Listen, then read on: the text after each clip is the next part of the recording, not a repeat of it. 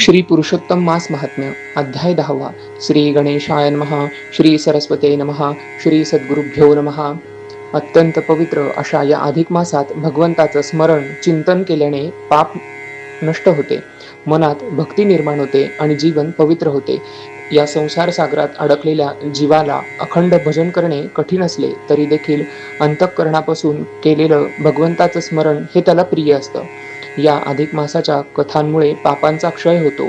त्यामुळे हे कथन प्रत्येकाने मनापासून ऐकणं, त्याचं चिंतन करणं, वाचन करणं अत्यंत आवश्यक आहे. या संदर्भात देवी लक्ष्मी भगवान विष्णूंना पुढे प्रश्न विचारतात की हे भगवंता, या अधिक मासात उपवास करण्याचं जे फळ सांगितलं आहे ते सगळ्यांना शक्य नाही, कारण प्रत्येकातच उपवास करण्याची शक्ती असेल असे सांगता येत नाही. तेव्हा अशा लोकांनी त्यांचं पाप नष्ट व्हावं यासाठी काय केलं पाहिजे?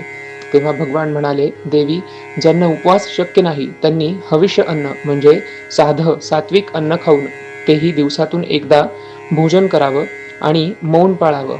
मौनाचं महत्त्व आणि त्याचं फळ देखील अत्यंत मोठं आहे. या मौनामुळे पापांचा नाश होतो आणि भाग्य प्राप्त होतं, सौभाग्य प्राप्त होतं, मन शांत होतं, आयुष्य वाढतं.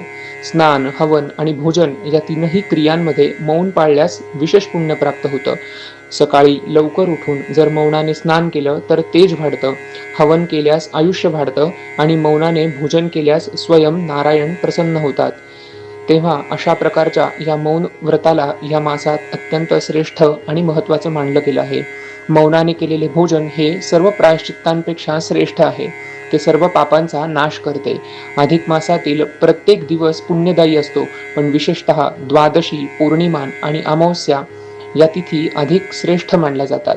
दररोज स्नान, दान, ब्राह्मण भोजन ते शक्य नसेल तरी मौन व्रताने भोजन केल्यास मोठं पुण्य प्राप्त होतं. अगदी काहीही शक्य नसेल तरी 3 दिवस तरी आपण हे व्रत केलं पाहिजे आणि त्याचाही मोठा लाभ होतो. या संदर्भात पुढे एक कथा सांगितली जाते. पूर्वी अवंती नगरीत वेदशर्मा नावाचा एक ब्राह्मण राहत होता. तो अत्यंत विद्वान, सदाचारी, निरहंकारी आणि दयाळू होता, परंतु तो अत्यंत गरीब होता. अधिक मास सुरू झाल्यावर तो चिंतेत पडला. माझ्याकडे धन नाही, उपवास करण्याची शक्ती नाही, मग मी कसं करू? मी कसं पुण्य मिळवू? माझा उद्धार कसा होईल? मनात तो हे चिंतन करीत असताना रात्री भगवान विष्णूंनी त्याला स्वप्नात दर्शन दिलं आणि सांगितलं की तू मौन व्रताचं आचरण कर, मौनाने स्नान, हवन आणि भोजन कर, परान्नाचा त्याग कर आणि हा नियम महिनाभर पाळ. त्याला अत्यंत आनंद झाला. त्याने आनंदाने दुसऱ्या दिवशीपासून हे व्रत सुरू केलं. तो दररोज नर्मदेच्या तीरावर जाऊन मौनाने स्नान करीत असे, देवपूजा, जप, हवन, तप करीत असे आणि संध्याकाळी मौनाने भोजन करीत असे.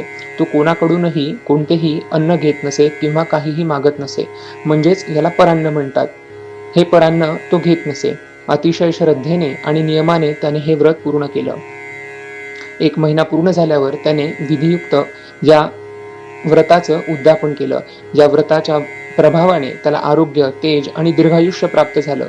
त्याचे सर्व पापे नष्ट होऊन शेवटी भगवान विष्णू प्रसन्न होऊन त्याला वैकुंठ धामाला घेऊन गेले.